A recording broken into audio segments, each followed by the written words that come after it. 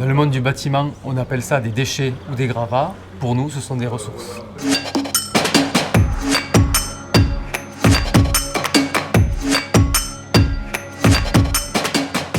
Ambiante est un bureau d'études créé en 2011 dans le domaine de l'environnement et du bâtiment.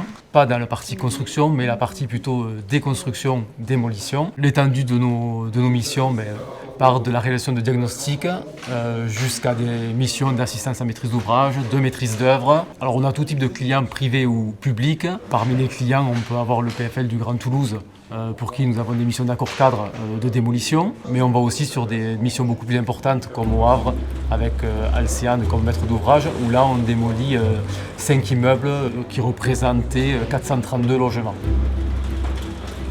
Le réemploi, ça fait partie de notre ADN, c'est la suite logique par rapport à la création d'ambiance. Le réemploi, en fait, c'est faire en sorte qu'un matériel destiné à être déconstruit ou démoli ne devienne pas un déchet.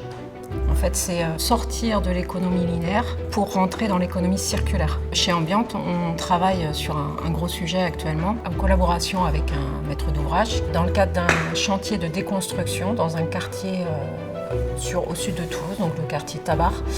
On va essayer de faire en sorte qu'une partie de ces matériaux soit réemployée.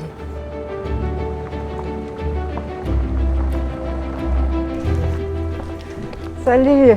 Alors, je présume que c'est là du coup que vont s'installer les fenêtres de Tabar.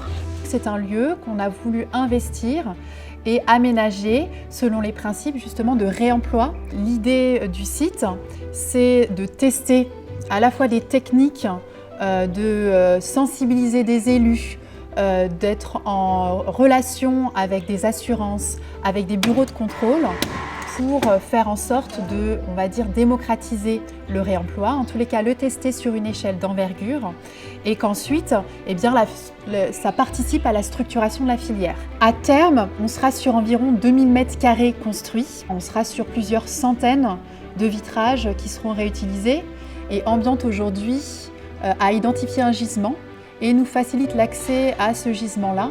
Aujourd'hui, en fait, le réemploi est en pleine ébullition. Au même titre qu'aujourd'hui, on pense à recycler, on pensera à réemployer. Salut!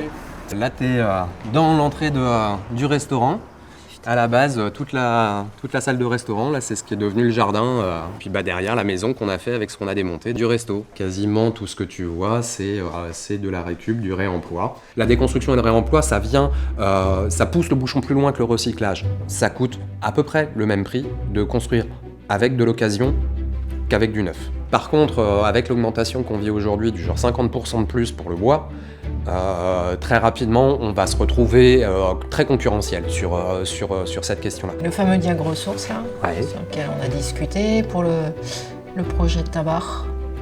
Alors, les fameuses fenêtres ont différents gabarits. Dernièrement, mais sur un laps de temps très très court, il y a eu de nombreuses évolutions réglementaires où on voit sortir de plus en plus de lois qui pour l'instant, incitent à faire du réemploi, mais qui bientôt ne vont plus inciter, mais vont obliger. Pour l'instant, les entreprises, la plupart du temps, continuent à être dans cette logique d'achat de neuf, etc., etc.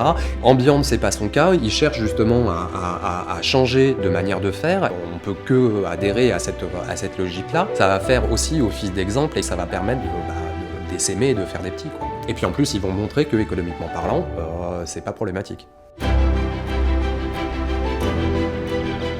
Préoccupation de fond qui nous a fait évoluer vers cette situation réglementaire, puisqu'on a une chance, c'est que la loi, l'État en a pris conscience et a mis en place des textes pour préserver au maximum les ressources, les matières premières.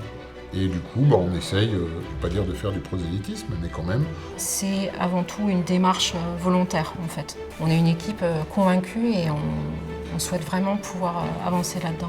On sait que le monde du bâtiment, c'est un des plus gros producteurs de déchets. Et moi, il me semblait nécessaire d'agir, on va dire, à mon petit niveau, sur la réduction de nuisances, sur l'environnement, réduire les pollutions. On a des convictions et on essaie de les faire partager. Des fois, on est tellement motivé que ça peut faire croire qu'on impose, mais non, on essaye de convaincre. Fortement, mais de convaincre.